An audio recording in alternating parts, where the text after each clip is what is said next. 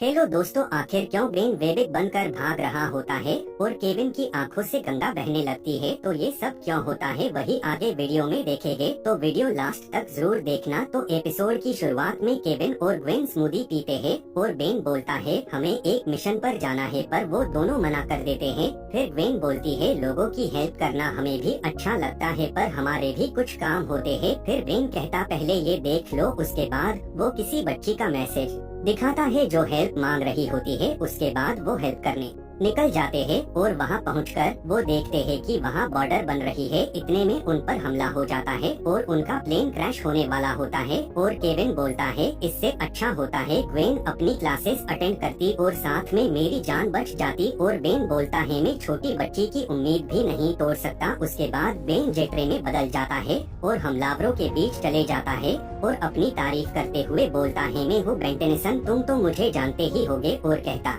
हे देखो ये लड़ाई में कुछ नहीं रखा है और इस बंद कर दो। और फिर उनका लीडर आता है और बोलता है इस बड़बोले को पकड़ लो और उस पर फायर स्टार्ट हो जाता है। और बेन पहली बार लॉर्सन में बदलता है और उनकी बंदूक को हड़प लेता है और अपना भाषण चालू करता है और बोलता है कि तुम्हें अपने दुश्मनों से समझौता करना चाहिए क्योंकि वो भी तुम्हारी तरह इंसान ही है, मतलब जो भी तुम हो। उसके बाद केविन की नजर गन्स पर पड़ती है और वही उसे आरजेट मिल जाता है और केविन पूछता है तुम यहाँ कैसे और मेरे उधार वाले पैसे कब दोगे। आरजेट बोलता है जल्द ही। फिर बेन उनके लीडर से बात करता है और उनका लीडर बोलता है हम तो सिर्फ डिफेंस कर रहे हैं, हमारे पड़ोसी हमला करते रहते हैं और नीले लोग हमला कर देते हैं। और बेन स्पाइडर मंकी बनकर हमला कर देता है और नीले वालों का लीडर बोलता है पकड़ लो इस बंदर को और उस पर एक मिसाइल छोड़ देता है जिसमें बेहोशी की दवा होती है और बेन बेहोश हो जाता है। और अगले सीन में हम आरजेट और केविन को देखते हैं जहाँ आरजेट ने एक दुकान खोली थी जहाँ वो बंदूक की कलर करके बेच रहा होता है और वो उनसे डायमंड लेता है और केविन उससे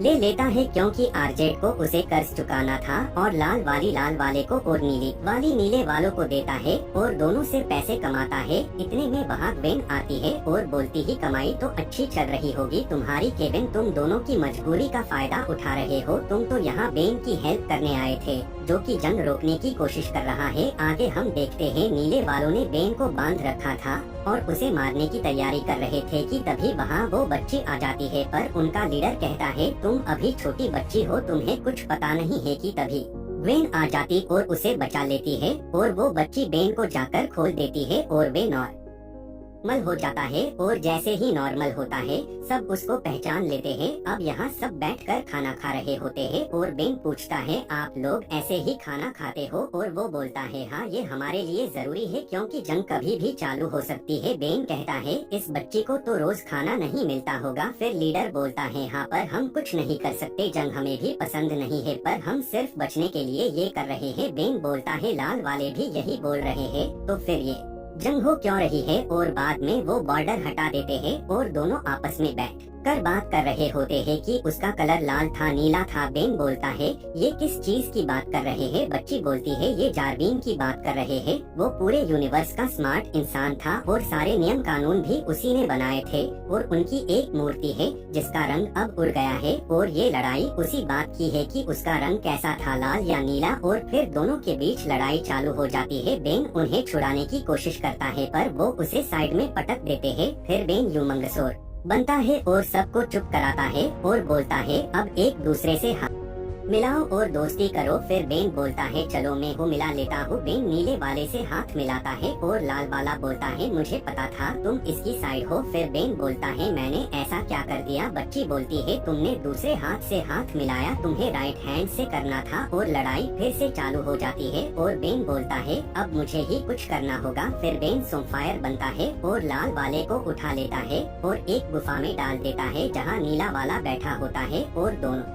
को बोलता है जब तक तुम समझौता नहीं करते और साथ में खुशी नहीं रहते तब तक तुम यही रहोगे। अब ये दोनों बाहर निकलने का रास्ता ढूंढते हैं। इनके पास एक टॉर्च और एक ग्लास होता है और बेन को बुलाकर बोलते हैं हमने तय कर लिया। और फिर बेन पर टॉर्च मारकर उसे गिरा देते हैं और वो खाई में गिरने वाला होता है कि बू बनकर बच जाता है और वो बाहर जाकर फिर लड़ाई चालू कर देते हैं। बेन बहुत गुस्से में था और वे बिग बन जाता है और उन्हें रोकते हुए बोलता है मेरे दोस्त ने मुझसे कहा था कि तुमसे ये एक हफ्ते में नहीं होगा और तुम्हें देख के मुझे भी ऐसा ही लगता है, लेकिन मैं ये छोटी बच्ची के ये और टाइम भी रुक सकता हूँ। इतने में बेन उस मूर्ति पर हाथ रखता है जिसके लिए ये लड़ रहे थे, और मूर्ति टूटने लगती है और लाल और नीले दोनों मिलकर बेन पर हमला कर देते हैं, क्योंकि उस मूर्ति से तो वो जुड़े थे और बेन ने वही तोड़ दी और बेन भाग रहा होता है। फिर बेन बोलती है, तुम की छुट्टू एलियन बन जाओ और इनकी नजरों से बच सको। और दूसरी तरफ अनाउंस होता है कि सब लोग बेन की धुलाई कर रहे हैं और वो हीरो वाला बॉक्स लेके निकल लेता है और दोनों सेना उनका पीछा